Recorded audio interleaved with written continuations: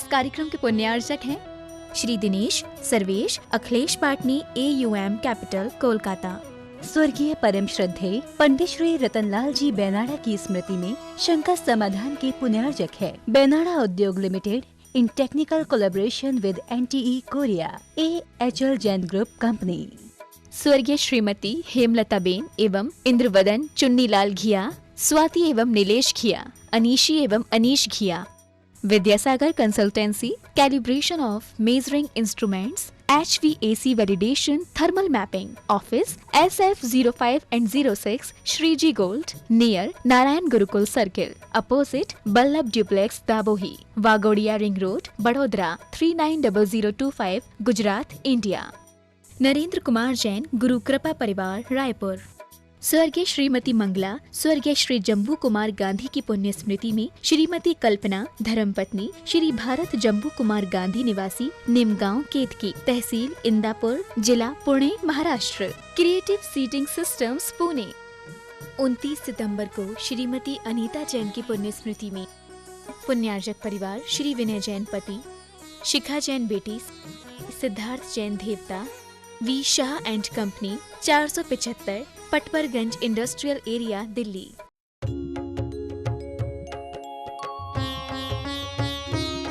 शंका समाधान।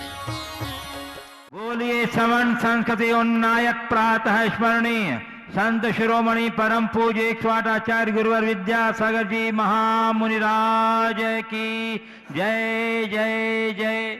बोलिए गुणायतन प्रणेता, शंका समाधान प्रवर्तक, भावना योग प्रवर्तक, प्रखर वक्ता, परम पूज्य 108 मुनिवर श्री प्रमाण सागर जी मुनिराज की जय जय जय। बोलिए परम पूज्य 108 मुनिवर श्री अरह सागर जी मुनिराज की जय जय जय।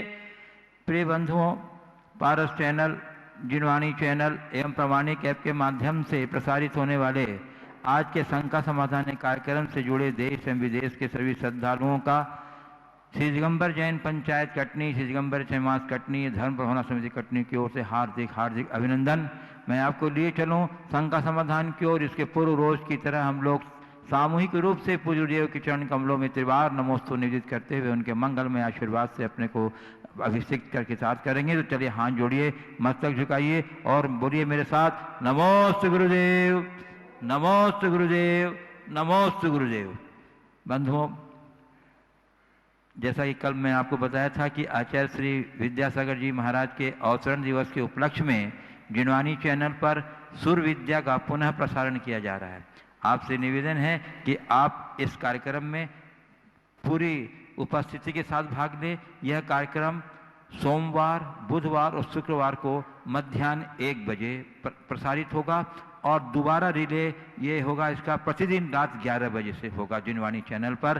जिनवाणी चैनल के लिए गुरुदेव का बहुत बहुत मंगलमय आशीर्वाद और आप चलिए आप लोग इससे जुड़े रहें। अब चलिए गुरुदेव, अब मैं अपने दर्शकों को लिए चलता हूँ शंका समाधान की ओर। गुरुदेव, सूरत पार्ले पॉइंट से गुजरात से रमेश जैन गंगवाल कह रहे हैं, व्यक्ति जीवन भर जोड़ता रहता है फिर भी उसकी आकांक्षा एवं असुरक्षा की भावना पूर्ण नहीं होती और जीवन का अंत हो जाता है। हर लाइफ की एक्सपायरी डेट तय है पर किसी को पता नहीं उसकी लाइफ की एक्सपायरी डेट कौन सी है। तो क्या हर दिन को लाइफ की एक्सपायरी का दिवस मानकर जीना चाहिए और कैसे जीना चाहिए? बिल्कुल सही बात। चीज़ों की एक्सपायरी डेट उस पर अंकित होती है। जीवन की भी एक्सपायरी डेट जीवन के साथ अंकित है पर हम उसे पढ़ नहीं पाते, समझ नहीं पाते। जन्म के क्षण ही मृत्यु का दिन सुनिश्चित हो जाता है। अब वह दिन कभी भी आ सकता है, इसलिए मैं केवल इतना कहूँगा, हर रात को अंतिम समझकर सो, हर प्रात को अंतिम समझकर जग, हर दोपहरी यह न तेरी हो, हर शाम तेरा रोग सकती मग, कौन जाने किस समय क्या साथ लाता है, मित्र मेरे हर समय कह करना आता है। ये भागवत जैन की कविता है और ये बड़ी प्रेरणापूर्ण है। हमें चाहिए कि हम अपने जीवन के हर क्षण को अंतिम क्षण माने, हर पल को अंतिम पल माने, हर दिन को अंतिम दिन माने और उसे सार्थक बनाने का सुयत्न करें। पूज्य गुरुदेव, कोलकाता पश्चिम बंगाल से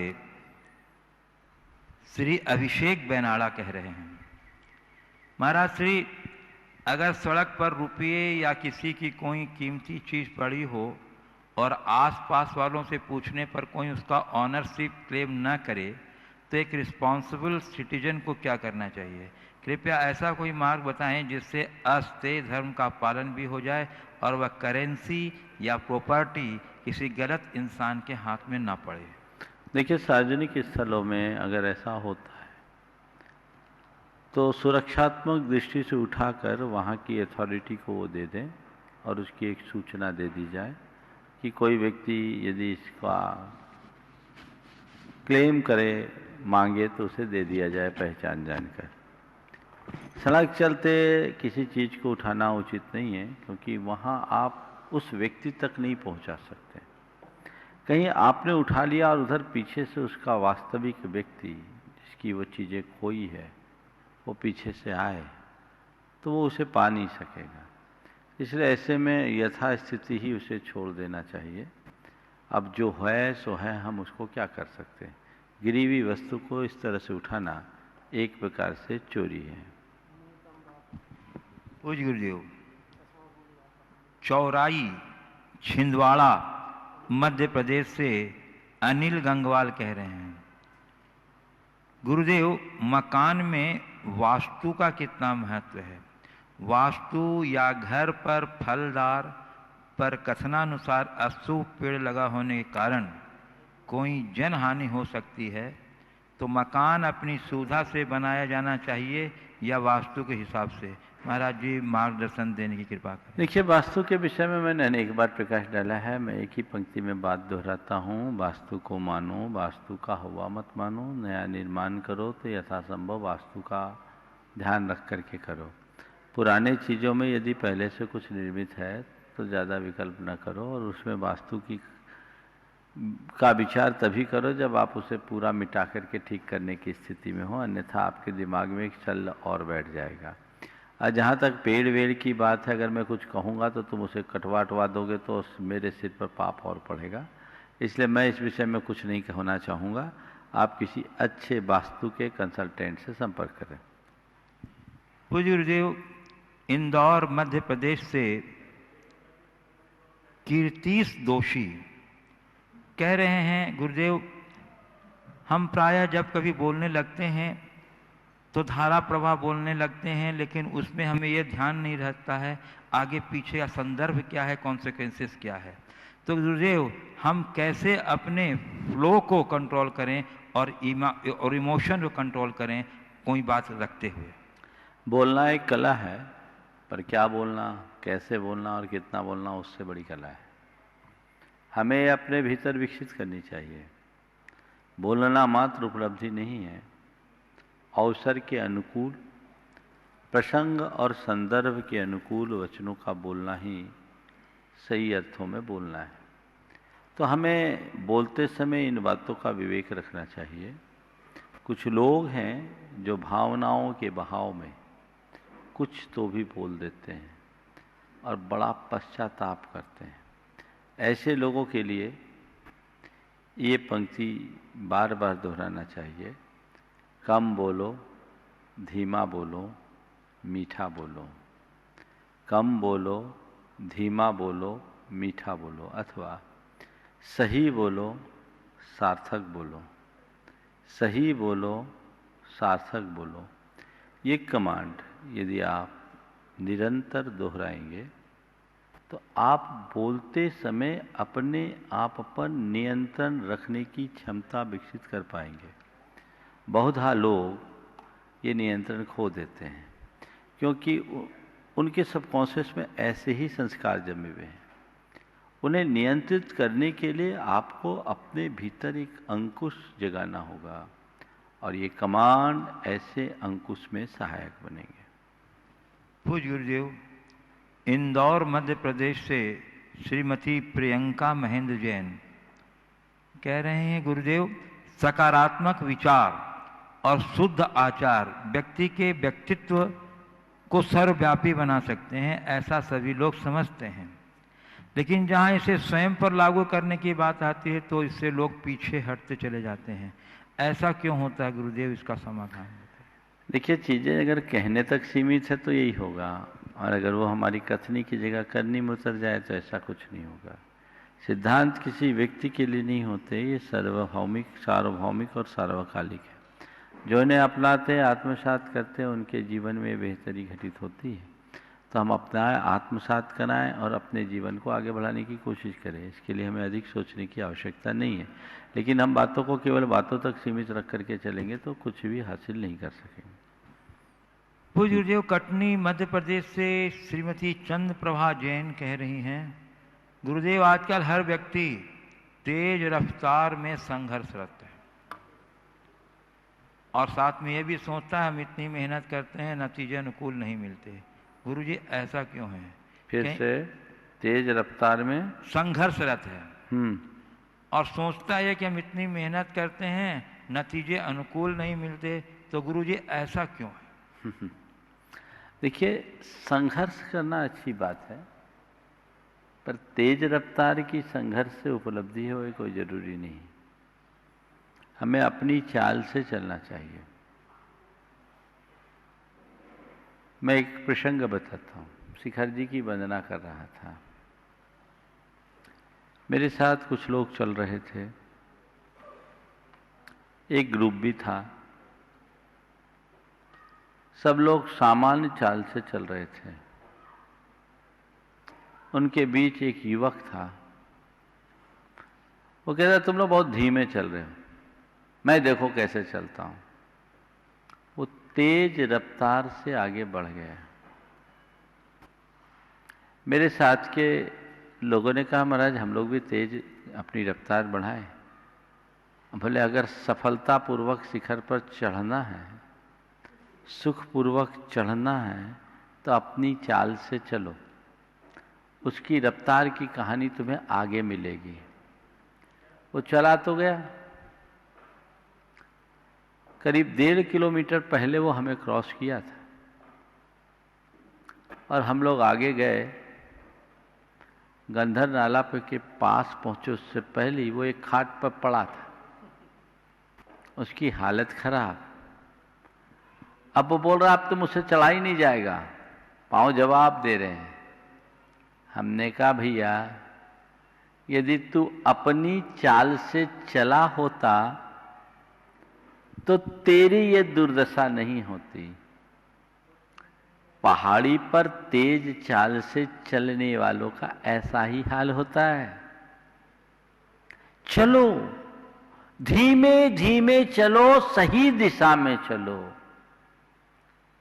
लक्ष्य को प्राप्त न होने तक चलो, लेकिन सदैव याद रखो, हमें एक एक सीढ़ी चढ़कर 1000 सीढ़ी चढ़ना है।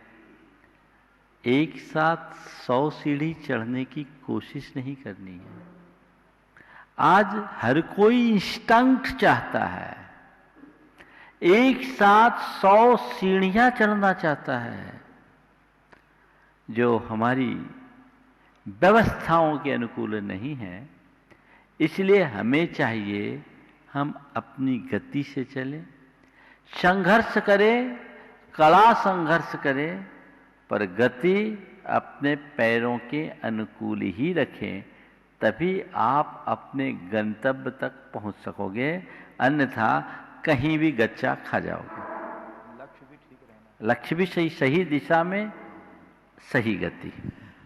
रमेश इंजीनियर अत्यंत प्रसन्नता है आज हमारे बीच सतना से श्री रमेश इंजीनियर गुणायतन ट्रस्टी यहाँ उपस्थित हैं। मैं उन्हें आमंत्रित कर रहा हूँ कि वे अपनी विद्वतापूर्ण प्रश्न से हम सबको लाभान्वित करें।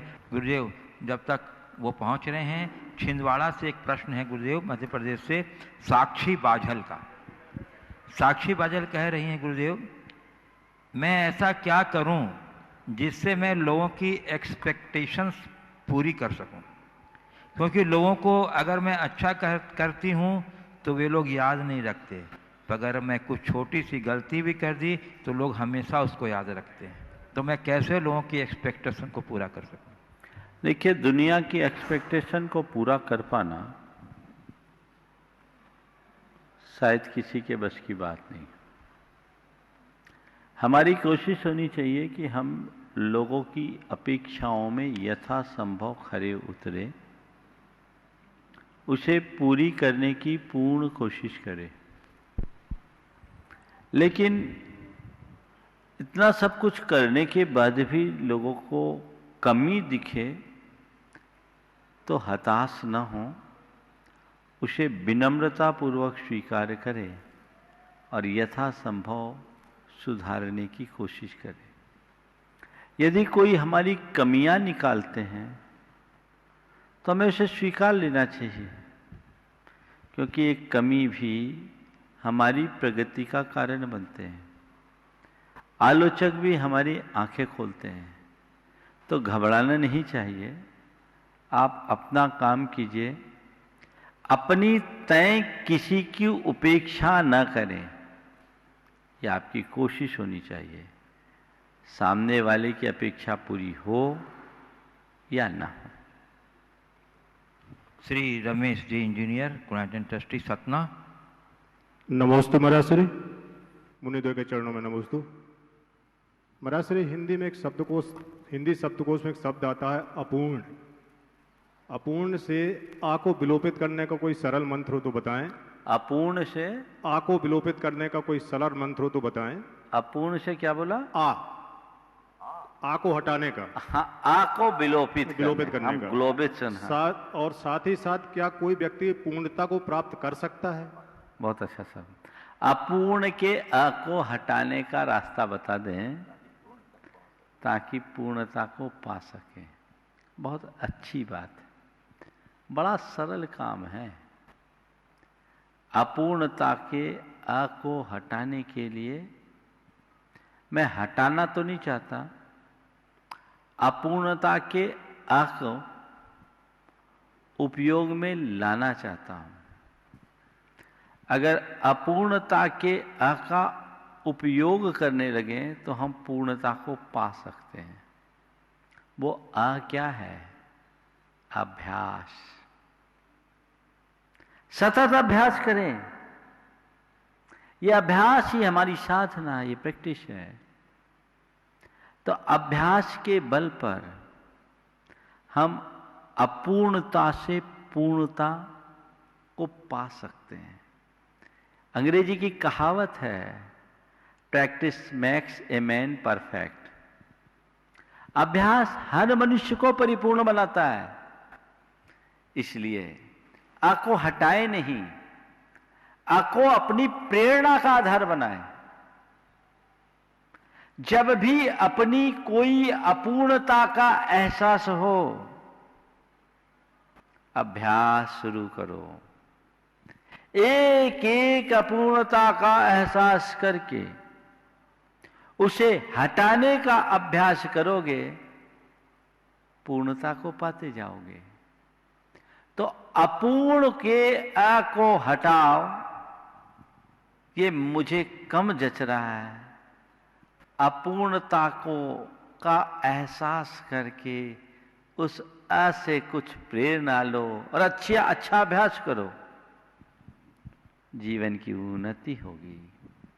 जो जितना अच्छा और अधिक अभ्यास करते हैं वे उतने उच्च साधक कहलाते हैं, और जिनके जीवन में जितनी ऊंची साधना होती है उनके जीवन में ही उतनी अधिक पूर्णता आती।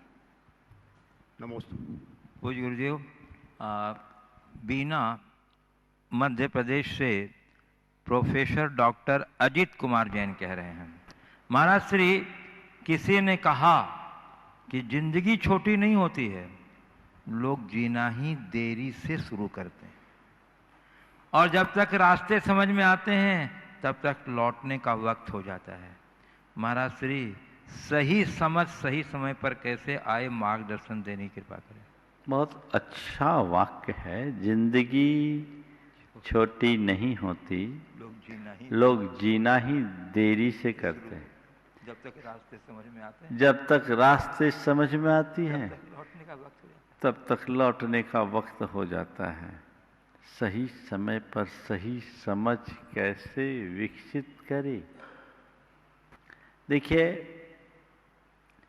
हमारे यहाँ एक कहावत है,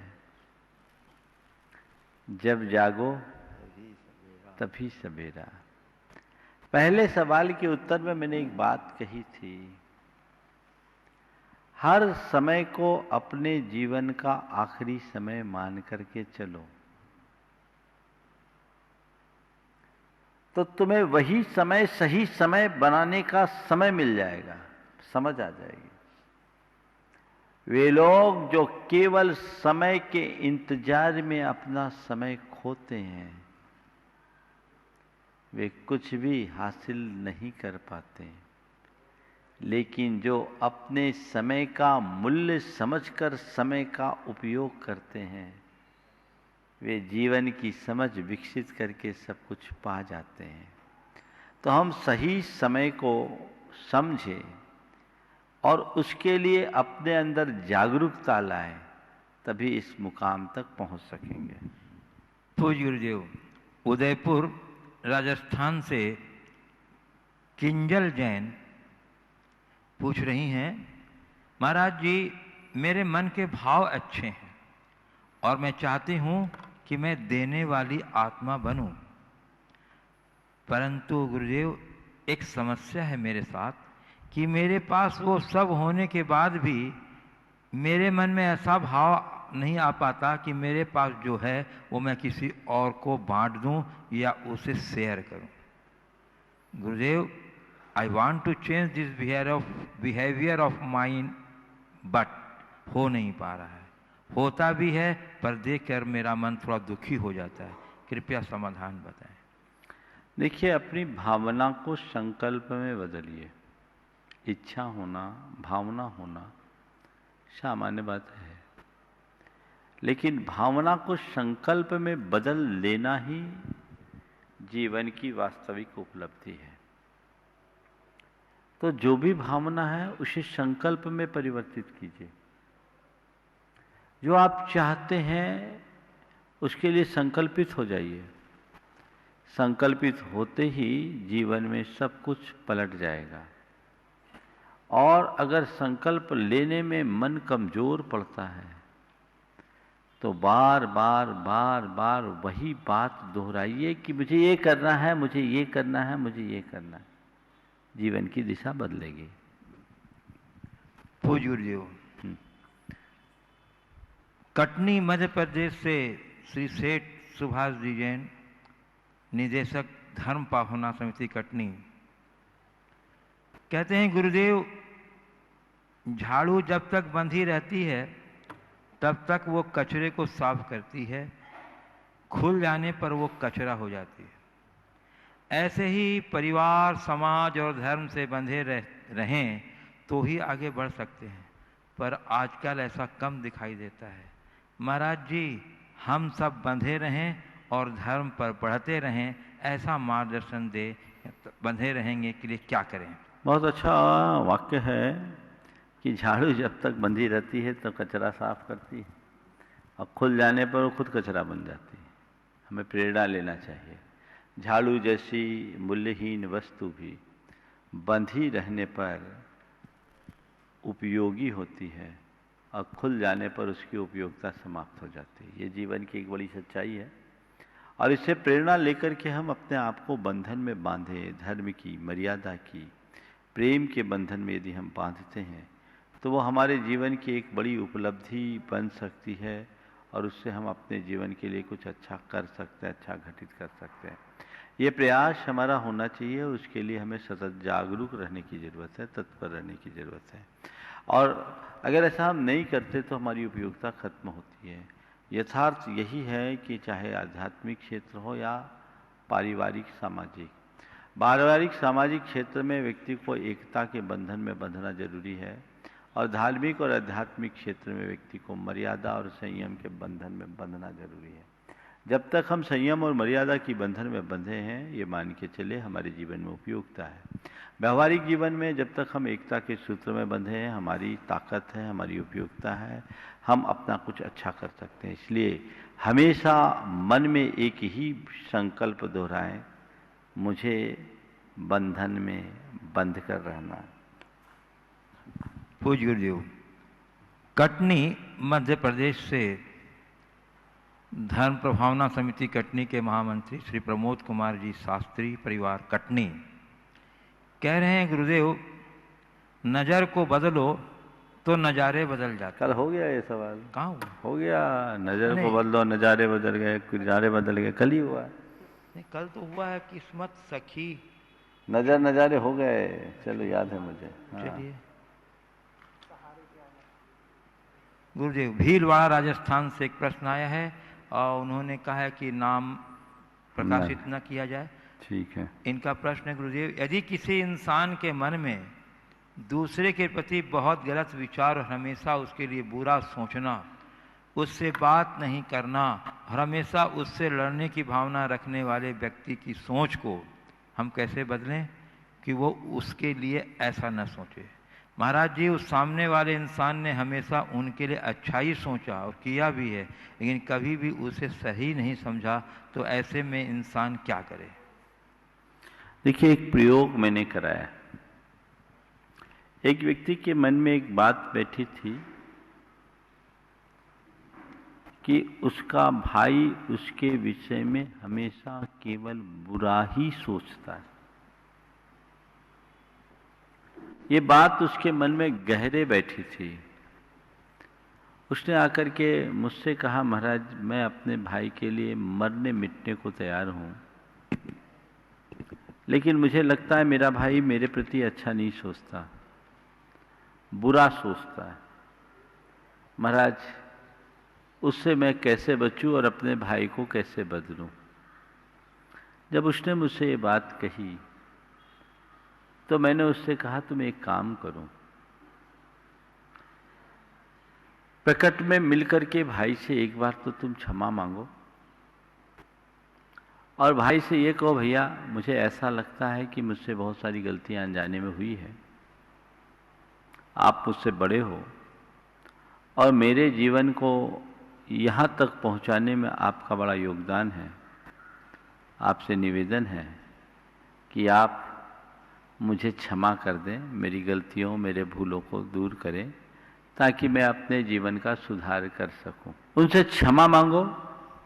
बोला, महाराज उनसे क्षमा मांगेंगे भी तो उल्टा लेंगे। हम बोले, उल्टा लेंगे चाहे नहीं लेंगे, तुम अपना काम है तुम्हारा, तुम्हें जितना बोल रहा क्षमा मांगो। क्षमा मांगने के लिए गया। जैसे कि उसे उम्मीद थी, क्षमा मांगने पर भी उसके भाई ने उसे उल्टे रूप में लिया। कहा, ये नाटक करने की क्या ज़रूरत है? उसने कहा, भैया मैं नाटक नहीं कर रहा हूँ, मैं हृदय से भर कर आया हूँ, मुझे लगता है कि मुझसे कोई गलतियाँ हैं, आपके मन में गलतफहमी, मुझे क्षमा करें। भाई का बहुत सकारात्मक प्रतिभाव नहीं था। वो लौट करके मेरे पास दोबारा आया। बोला, महाराज जी आपने कहा वैसा मैंने किया, लेकिन परिणाम उल्टा ही रहा। उन्होंने उसको भी उल्टे में लिया। हमने कहा, एक काम करो, तुम चाहते हो अपने भाई से अच्छे रिलेशन बनाना? बोला, हाँ। बोले, तुम बस एक ही प्रार्थना करो, हे भाई मुझे क्षमा करो, हे भाई मुझे क्षमा करो, हे भाई मुझे क्षमा करो। और जब भी तुम ऐसा मन में भावना भाव, ऐसा विजुअलाइज करो कि तुम्हारे भाई ने तुम्हें हृदय से क्षमा करके अपने हृदय से लगा लिया है और उसके मन का सारा मनोमालिन्य दूर हो गया है और तुम दोनों भाई बड़े प्रेम से एक दूसरे से हिल मिल कर के रह रहे हो। आप सुनकर ताज्जुब करोगे, लगातार उस व्यक्ति ने ऐसा किया। लगभग 2.5 महीने बाद एक दिन खुद उसका भाई चलकर उसके घर आया और घर आकर के उसको आते ही अपनी ओर से क्षमा मांगते हुए गले लगाता है। कहता भाई वाकई में तुम सही हो, मुझ में बड़ी गलतफहमी थी। इन 2.5 महीनों के अंतराल से मैंने ये चीज़ों को देखा, चीज़ों की समीक्षा की। इस दिन तुमने आकर के मुझसे क्षमा मांगने की बात की, मैंने उसे नाटक कहा, लेकिन मुझे लगा, धीरे धीरे लगा कि नहीं, तुम कहीं ना कहीं सही थे, मैं गलत था। मेरी धर्मपत्नी ने भी मुझे प्रेरणा दी और जब मैंने चीज़ों को वापस पलट कर देखा तो मुझे लगा कि तुम बिल्कुल सही हो, मैंने उसे गलत तरीके से लिया। भाई मुझे माफ़ करो और आज से हम दोनों हिल मिल करके रहते हैं। ये कोई किस्सा नहीं सुना रहा हूँ, ये सत्य प्रयोग घटना है। और आज दोनों भाई एक से हैं। उसने कहा महाराज मेरे आंखों के सामने वही दृश्य उभरा जिसकी मैं रोज कल्पना करता था। तो हमारी भावनाओं का बड़ा प्रभाव है, क्षमा में बड़ी ताकत है। हमारे यहाँ तो ये धर्म के रूप में लिया है और पश्चिम में इसे डिवाइन फॉरगिवनेस नाम दिया गया है। तो किसी के मनोमालिन्य को दूर करने के लिए यदि हम अपनी ओर से सकारात्मक संदेश छोड़ते हैं, खुद सकारात्मक होकर, तो उसका प्रभाव जरूर पड़ता है, परिणाम अच्छे आते हैं। पूज्य गुरुदेव, श्रीमती नीरू मनोज जैन, फैशन गाइड कटनी। गुरुदेव क्या नाम? ये कह रहे हैं श्रीमती नीरू मनोज जैन, फैशन गाइड कटनी। गुरुदेव, भावना योग के मंगल गीत में आपने मन की शुद्धि के लिए, अपने मन की शुद्धि के लिए बीते दिनों की बुरी स्मृतियों को त्यागता हूँ, यह एक कमांड आया। महाराज श्री, स्मृतियाँ तो अनचाहे भी मानस पटल पर आ जाया करती हैं, तो हम कैसे बचें? और गुरुदेव, बुरी स्मृतियाँ को कैसे जानें और समझें? अरे बुरी स्मृतियाँ वही हैं जो हमारे मन में चुभते आ रही है, और जो हमारे मन में चुभती है, जिनको लेकर हमारे मन में कटुता और कड़वाहट का अनुभव आता है, वो सब बुरी स्मृतियाँ हैं। जिस समय हम ये बोलते हैं कि मैं अपनी बुरी स्मृतियों को त्यागता हूँ, उस क्षण हमें चाहिए कि जो भी बुराइयाँ हैं, जिनके साथ हमने बुरे व्यवहार किए हैं, जो हमारे मानस पटल पर ऐसे अंकित बातें, मन से सोचो मैं इनको छोड़ता हूँ, उस चीज़ को मैंने क्षमा कर दिया, मैंने भूल लिया। त्यागने के बाद मैंने क्षमा करने और क्षमा मांगने की भी बात की है। तो जब हम हृदय से किसी चीज़ के प्रति या किसी व्यक्ति के प्रति क्षमा भाव प्रकट कर लेते हैं, तो वो चीज़ें अपने आप दूर हो जाती हैं। पूज्य गुरुदेव, कुमारी ईरिया जैन, पारस ट्रेडर सतना, कह रही हैं गुरुदेव, महाराज श्री आप कहते हैं कि हार जीत की भावना अच्छी नहीं, दूसरी ओर आप कहते हैं किसी को जीतना है तो प्रेम से जीतो। तो गुरुदेव, दोनों बातें तो एक दूसरे के विरुद्ध लगती है।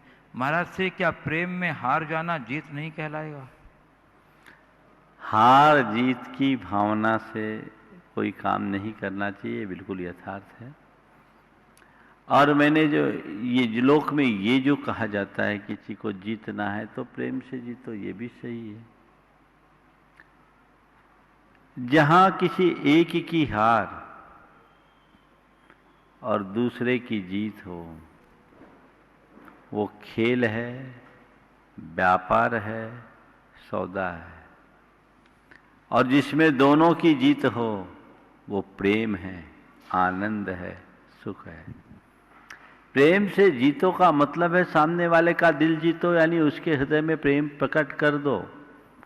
और जब एक दूसरे के प्रति, एक दूसरे के मन में प्रेम होगा, तो हार करके भी जीतेगा और जीत करके भी हारेगा, क्योंकि वहाँ हार और जीत की भावना ही समाप्त हो जाएगी। दृष्टिकोण ये है।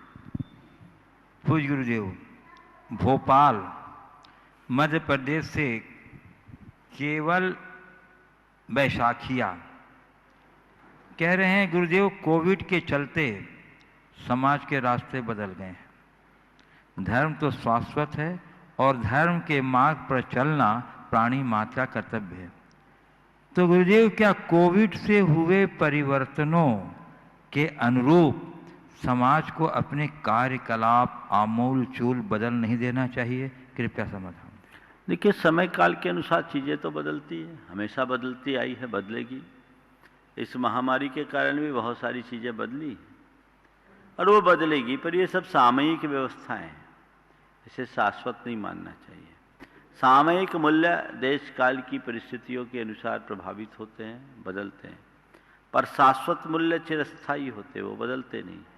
तो हमें शाश्वत मूल्यों की सुरक्षा रखते हुए सामयिक मूल्यों के अनुसार अपना जीवन आगे बढ़ाना चाहिए।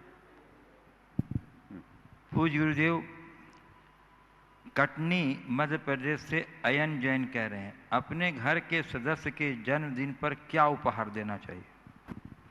अपने घर के जन्मदिन पर के सदस्य के अपने घर के सदस्य के जन्मदिन पर क्या उपहार देना? जन्मदिन है जिसका वो, या जिसका जन्मदिन है उसे?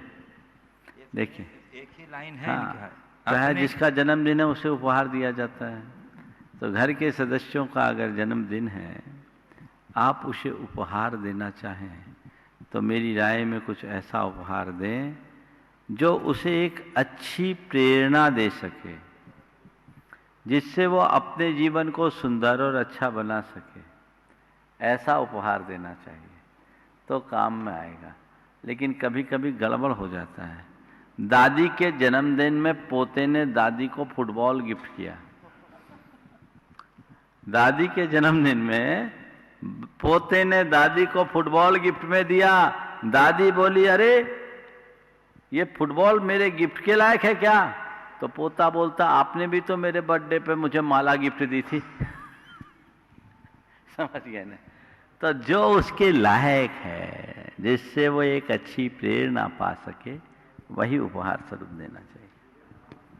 पूज्य गुरुदेव, संगीता जैन कटनी से पूछ रही हैं, बच्चों में ऐसी कौन सी अच्छी आदतें डालना चाहिए कि भविष्य में बच्चों का व्यक्तित्व अच्छा बने?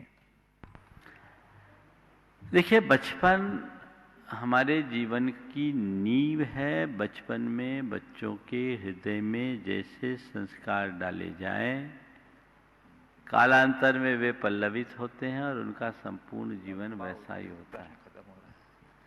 उनका संपूर्ण जीवन वैसा ही होता है। तो आप बच्चों का जैसा भविष्य देखना चाहते हैं, उनमें वैसे संस्कार डालें। हर व्यक्ति चाहता है कि मेरा बच्चा महान बने, वो ऊंचाइयों को छुए, जीवन का उत्कर्ष करे।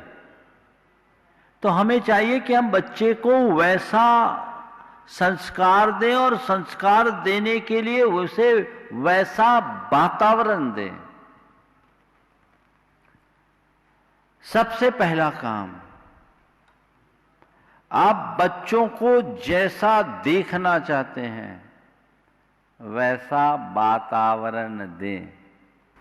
मतलब आप चाहते मेरा बच्चा कर्मठ बने, क्रियाशील बने, प्रतापी बने, प्रभावी बने, सच्चाई के पथ पर चले, उदार बने, दानशील बने, उसके अंदर सकारात्मकता हो। तो ये सब चीजें आपके व्यवहार में झलकनी चाहिए। जो आप बच्चे को जिस रूप में देखना चाहते हैं, बच्चे को वैसा वातावरण दें। आप चाहते हो कि बच्चा सच बोले और खुद खुलेआम झूठ बोलोगे, तो बच्चे पर क्या असर पड़ेगा? बच्चे पर क्या असर पड़ेगा? एक व्यक्ति अपने बच्चे के साथ ट्रेन में यात्रा कर रहा था। बच्चा 3.5 साल का था। 3 साल के बच्चों तक की टिकट नहीं लगती, 3 साल तक की है ना? हाँ, 3.5 साल की। हाँ, तो जो 3.5 साल की उससे कुछ ऊपर था, बच्चे की टिकट लेने में चूक हो गई। टीसी आया, उन्होंने कहा मैंने गलती की है, मेरे बच्चे की टिकट बना दीजिए, मैं टिकट लेने में चूक गया। टीसी ने चला करके कहा क्या फर्क पड़ता है, 6 ही महीने का तो अंतर है। क्या फर्क पड़ता है, 6 महीने का ही तो अंतर है। उस व्यक्ति ने जो जवाब दिया उसे सुनकर टीसी भी भौचक्क रह गया। औरों को कोई फर्क पड़े या ना पड़े, मेरे बच्चे पर बड़ा फर्क पड़ जाएगा। गलती मेरी है, आप इसकी टिकट बनाइए।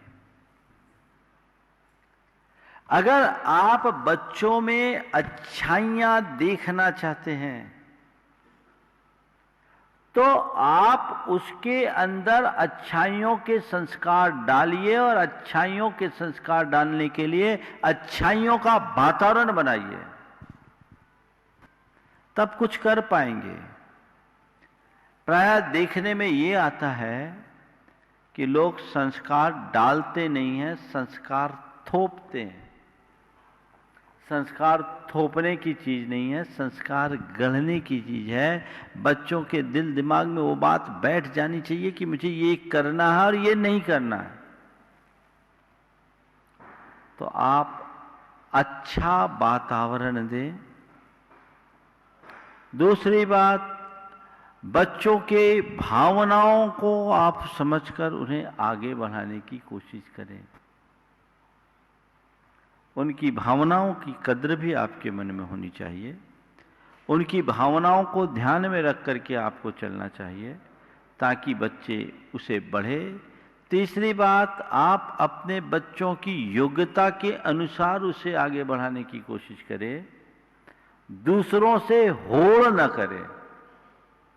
आजकल लोग दूसरों के बच्चों से अपने बच्चों को कंपेयर करते हैं और उसके समकक्ष बनाने की कोशिश करते हैं। नतीजा, बच्चे को जो बनना चाहिए वो नहीं बन पाता। उसकी नैसर्गिक प्रतिभा को उभारने का अवसर दीजिए जिससे वो जीवन को अच्छा बना सके। पूज्य गुरुदेव, मैं कुछ यहाँ उपस्थित जिज्ञासुओं को आमंत्रित करना चाहता हूँ। प्रथम प्रश्न के लिए कुमार सरल जैन, तिलकमा वाले, सरल नहीं है, श्रीमती डाली मालगुजार, कटनी मालगुजार परिवार। उसके बाद तैयार रहेंगी श्रीमती हेमा सुदीप मोदी, कटनी। गुरुदेव के चरणों में तेलंगाना वाले परिवार का बारंबार नमोस्तु नमोस्तु नमोस्तु। गुरुदेव, आज के युग में अच्छे एवं शांत लोगों का लोग ज़्यादा फायदा उठा लेते हैं, तो हम जैसे लोग उस परिस्थिति में कैसे बर्ताव करें? अच्छे और शांत लोगों का लोग फायदा उठा लेते हैं तो ऐसी परिस्थिति में क्या करें? और अच्छे बनो। कम से कम हम अच्छे, हमारा फायदा तो उठा रहे हैं, कम से कम हमारे कारण किसी को नुकसान तो नहीं हो रहा है। ध्यान रखना, कई बार लोग ऐसा कहते हैं ज़्यादा अच्छा बनना ठीक नहीं है क्योंकि इससे लोग फायदा उठाते हैं। उठाने दो, हम उसे सकारात्मक रूप से रखें, बस इतना ध्यान रखना चाहिए। अच्छे लोगों का लोग फायदा उठाए, अच्छे लोगों को उससे कोई शिकायत नहीं होनी चाहिए, पर अच्छे लोगों को नुकसान न पहुंचे इसका उन्हें ध्यान रखना चाहिए। अपनी जागरूकता रखो, हर किसी पर अंधा विश्वास और भरोसा मत करो। भले ही आप शंका किसी पर मत रखो, लेकिन विश्वास और भरोसा हिसाब से करना चाहिए। हर किसी पर रखा गया अंधा विश्वास हमें कहीं न कहीं रोकता है और उससे व्यक्ति धोखा खाता है, इसलिए हमें उनसे बचना चाहिए। श्रीमती डाली मालगुजार, कटनी मालगुजार परिवार, और उसके बाद हेमा सुदीप मोदी, कटनी है। तैयार रहें। बोलो। नमोस्तु महाराज जी। गुरुदेव, प्रश्न मेरा ये है, कई बार कोई व्यक्ति हमारे साथ गलत हरकत करता है और हम उसको सहन करते जाते हैं। हम अपने परिवारजन में माता पिता अपने परिवारजन को बताते हैं, वो भी इस चीज़ को समझते हैं और बोलते हैं जाने दो, छोड़ दो, कोई बात नहीं। गुरुदेव, अपने प्रतिकार को तो हम रोक लेते हैं, बाकी जैसे ही वो व्यक्ति सामने आता है हमको बहुत इरिटेट करता है और बहुत उलझन पैदा करता है दिमाग में। प्रतिकार को रोकने के बाद जो मन में दंड चालू होता है कि मेरे में सामर्थ्य होने के बाद भी मैं उसका प्रतिकार नहीं कर पा रही हूँ, इस दंड के लिए मैं क्या करूँ? मेरा मन बहुत अशांत हो जाता है, प्लीज़ बताइए। देखिए, ये समस्या अनेक लोगों के साथ होती है, प्रायः सभी के साथ होती है। किसी की बात को चुपचाप सह लेना या टाल देना अलग बात है, और किसी की बात से अप्रभावित रहना अलग बात है। बहुत सारे लोग हैं, ऐसे लोग हैं जिनकी हरकतें हमारे अनुकूल नहीं होती और उसके लिए टोका टाकी करना भी हमारे अनुकूल नहीं होता। ये जीवन में कई बार घटता है। मालूम है कि उसकी हरकतें ठीक नहीं हैं, पर उसे बोलने से भी कोई फायदा नहीं है। तो एक रास्ता होता है, भाई चलो इसे स्वीकार कर लो, काम खत्म। अगर आपने उसे मन से ही नज़रअंदाज कर दिया तो व्यक्ति सामने आने पर हमारा मन डिस्टर्ब नहीं करेगा, ठीक है, हम उसको इग्नोर करेंगे। जैसे कभी किसी पागल व्यक्ति को देखा? जी। पागल की हरकतें कभी अच्छी होती है? नहीं होती है। और कोई भी पागल हमारे प्रति कोई भी हरकत करता है, आपके प्रति भी किया होगा, सबके प्रति किया करता है जी। उसकी हरकतें हमें चुभती है क्या? चुपती नहीं, हाँ, हम उसको सोचते हैं कि वो पागल है, जाने दो। जाने दो के साथ क्या लगाया? पागल है, जाने दो। बस यही आपका समाधान है। पागल दोबारा खड़ा होगा तो दिमाग खराब नहीं होगा, लेकिन ऐसा व्यक्ति जो अपना है, अपने बीच में है, जिसका कोई व्यवहार या बर्ताव हमें सूट नहीं करता, हम उसका प्रतिकार भी नहीं कर रहे हैं जी। और उसे स्वीकार भी नहीं कर पा रहे हैं, तो तकलीफ होगी। तो जो आप अपने मन के द्वंद्व की कहानी सुना रही हैं, ये कहानी कब खत्म होगी? पागल है, जाने दो। जाने दो में थोड़ा सा एडिशन करना है। क्यों? जिस व्यक्ति को सही समझ नहीं हो, समझदार कहां हो, तो पागल ही है। तो ठीक है, वो उसका नेचर हो गया है, वो उसकी प्रवृत्ति हो गई है, वो समझने को राजी नहीं है, तो उसको समझाने की जगह हम खुद को समझा लें। इतना सा तो काम करना है। अब ये बताओ, जिस समय मन में द्वंद्व होता है, माइंड डिस्टर्ब होता है जी, उस समय भी कुछ कहने की पोजीशन रहती है क्या? कहने की पोजीशन तो नहीं रहती, बाकी बहुत चिढ़ मस्ती महाराज जी, ऐसा लगता है कि मैं सब कर सकती हूँ, कुछ नहीं कर पा रही। पर बता तो रहा हूं, कर नहीं पाओगे और करना भी नहीं है जी। तो जब कर नहीं पा रहे हैं, करना भी नहीं है, तो दिमाग में कचरा क्यों रखना? बाहर निकालो, जाने दो, पागल है। बोलना नहीं लेकिन नहीं तो चक्कर हो जाएगा। एक्सेप्ट करने का एक सूत्र है, और मैं समझ रहा हूं ऐसी स्थिति बहुतायत लोगों के साथ होती है, तो उसमें हमें कहीं ना कहीं कॉम्प्रोमाइज करना ही पड़ता है। जी महाराज जी, नमस्ते महाराज जी। हाँ पुजूर जी, एक लवनीन आ गई, हेमा सुदीप मोदी कटनी आ गई? नहीं नहीं। गुरुजी, एक यहाँ स्थानीय लवनीन जैन है, ओजस जैन, ये कटनी गौशाला के लिए बड़े व्यग्र हैं, कल से अपने ये गुल्लक देने के लिए। हाँ, तो यहाँ वो बच्चा आ गया है गौशाला का, वो गुल्लक लेके।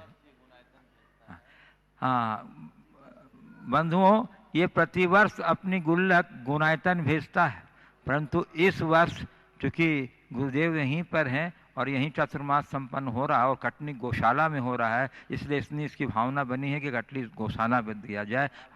हम इसके उत्साह की और इसकी भावना का बहुत बहुत सम्मान करते हैं। बट और अजी तुम्हारा कोई अमाल गुजार जी, जो हमारे सब यहाँ के अध्यक्ष हैं दिगंबर पंचायत के, कि मैं उनसे अनुरोध करता हूँ कि वे उस बच्चे से स्वीकार कर लें और एक आशीर्वाद भी उसको दे दें उसकी इस भावना के लिए। और मैं देख रहा हूं कि हेमा सुदीप मोदी आ गई हैं, आ जाइए। चलिए, श्रीमती हेमा सुदीप मोदी कटनी।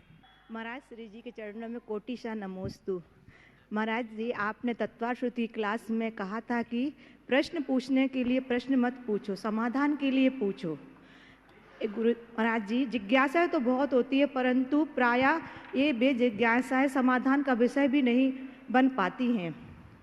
शंका समाधान के लिए प्रश्नों का भी गुणवत्ता एवं उपयोगिता का क्या आधार होना चाहिए, उसी तरह हम अपनी जिज्ञासाएं आपके समक्ष रख सकें।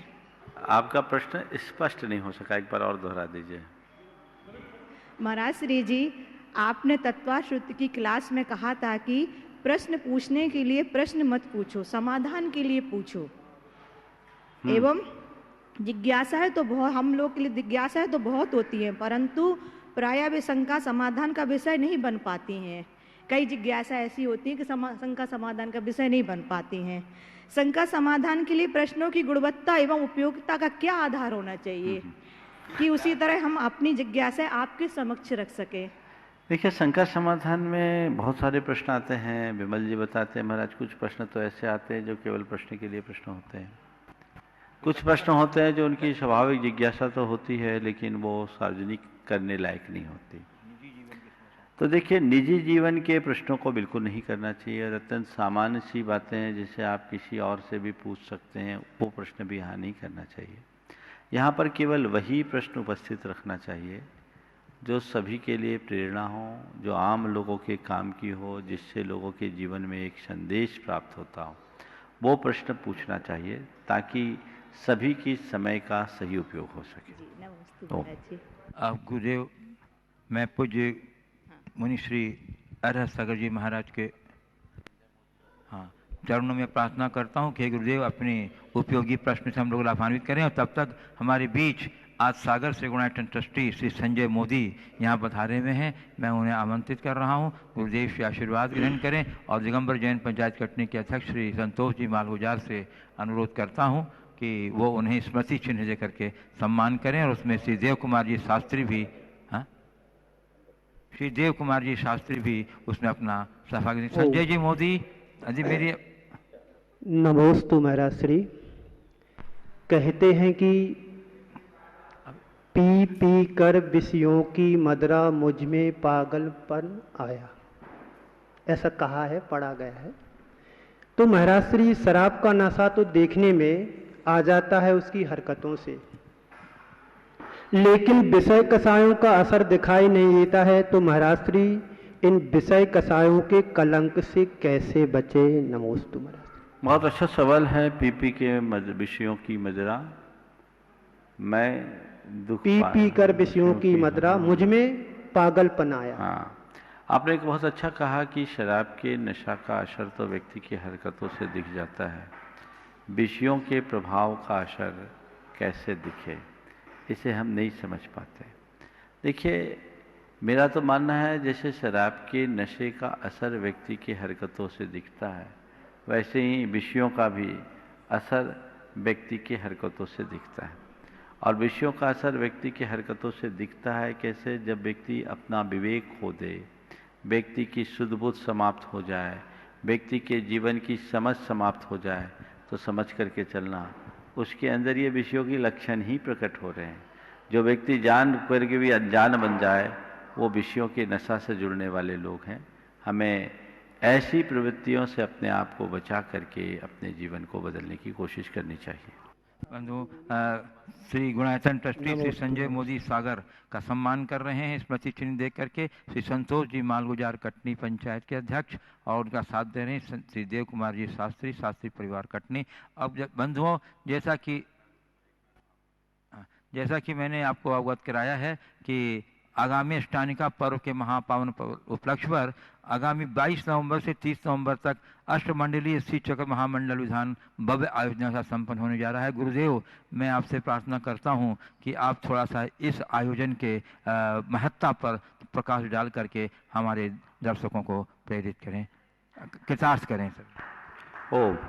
देखिए, जैसा आप सबको पता है कि हमें आगामी अष्टानिक पर्व में सिद्ध चक्र महामंडल विधान का भव्य आयोजन यहाँ होने जा रहा है। अष्टानिका पर्व में सिद्धों की आराधना हर कोई करने का मन रखता है और हम लोग हर वर्ष करते ही आए। और आम दिनों में तो बहुत भव्यता के साथ सिद्ध चक्र विधान का आयोजन होता है। इस वर्ष कोविड के काल होने के कारण बहुत सारी सीमाएं हैं, व्यवस्थाएं हैं। समाज का बहुत आग्रह, लोगों का बड़ा मनोभाव था। इस वजह से विधान की स्वीकृति तो हमने दी, लेकिन बहुत सीमित लोगों को यहाँ प्रत्यक्ष रहने का अवसर मिल रहा है। अष्टमंडलीय सिद्ध चक्र महामंडल विधान का आयोजन यहाँ संपन्न हो रहा है, जिसके सभी पात्र यहाँ आ गए। इसके अतिरिक्त अन्य लोगों की व्यवस्थाएं भी समाज ने बना दी है। बहुत सारे लोग हैं जिनके मन की बात मन में ही रह गई, लेकिन मैं नहीं चाहता कि ये विधान सामान्य विधान बनकर रहे।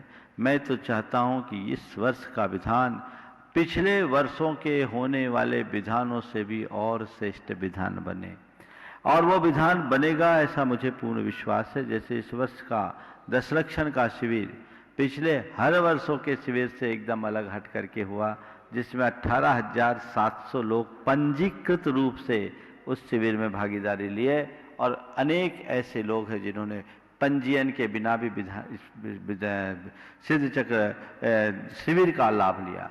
ऐसे ही सिद्ध चक्र महामंडल विधान यहाँ आयोजित होने जा रहा है। मानता हूँ कि प्रत्यक्ष रूप से आपको भागीदारी देने का सुअवसर नहीं मिल रहा है, लेकिन आप हताश ना हो। हम एक्चुअल नहीं तो वर्चुअल सही की बात करें।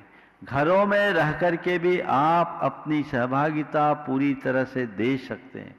बहुत सारे लोगों की खबरें आ रही है, पिछले विधानों में भी जिन लोगों को अनुकूलता नहीं रही, आने का अवसर नहीं मिला, उन्होंने घरों में विधान किया। इस वर्ष तो बहुत थोड़े लोगों को यहाँ अवसर है, लेकिन आप घर बैठे लाभ ले सकते हैं, क्योंकि विधान वही है, मंत्र वही है, बस केवल आपका स्थान बदलेगा। आप घर बैठे पूर्णता के साथ इसका आनंद लें, इसमें किसी भी प्रकार की कमी न रहने दे, कोई कोर कसर शेष न बचने दे। यहाँ से सारे कार्यक्रम का सीधा प्रसारण प्रामाणिक ऐप और जिनवानी चैनल के माध्यम से आप सबको देखने को मिलेगा। आप उसका भरपूर लाभ उठा करके आनंद ले। कोई भी व्यक्ति न बचे। कोविड के इस दौर में सिद्धों की आराधना का ये अवसर सबको मिल रहा है।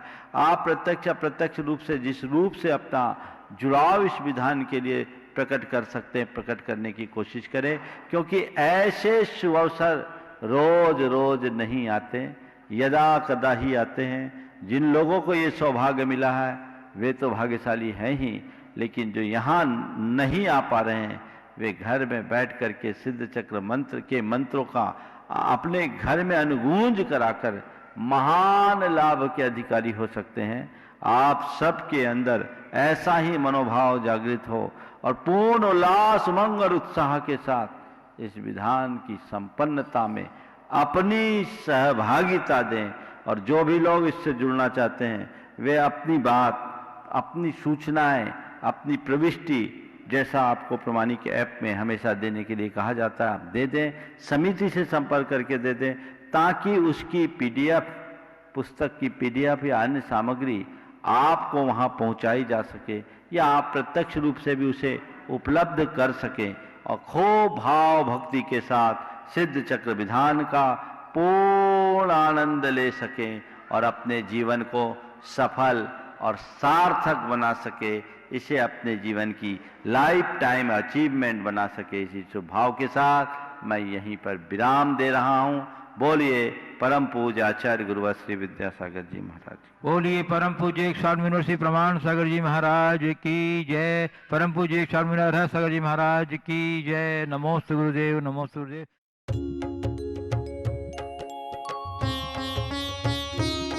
शक का समाधान। इस कार्यक्रम के पुण्यार्चक थे श्री दिनेश, सर्वेश, अखिलेश पाटनी, AUM कैपिटल, कोलकाता। स्वर्गीय परम श्रद्धेय पंडित श्री रतनलाल जी बेनाड़ा की स्मृति में शंका समाधान के पुण्यार्चक है बेनाड़ा उद्योग limited in technical collaboration with NTE Korea, AHL Jain group company. स्वर्गीय श्रीमती हेमलताबेन एवं इंद्रवदन चुन्नीलाल घिया, स्वाति एवं नीलेश घिया, अनीशी एवं Anish Ghiya. Vidyasagar consultancy, calibration of measuring instruments, HVAC validation, thermal mapping, office SF05 and 06, Shriji gold, near Narayan Gurukul circle, opposite Ballabh duplex, Dabhoi, Waghodia ring road, बड़ोदरा 390025, गुजरात, इंडिया। नरेंद्र कुमार जैन, गुरु कृपा परिवार, रायपुर। स्वर्गीय श्रीमती मंगला, स्वर्गीय श्री जम्बू कुमार गांधी की पुण्य स्मृति में श्रीमती कल्पना, धर्मपत्नी श्री भारत जम्बू कुमार गांधी, निवासी निमगांव, केतकी, तहसील इंदापुर, जिला Pune, Maharashtra. Creative seating systems, Pune.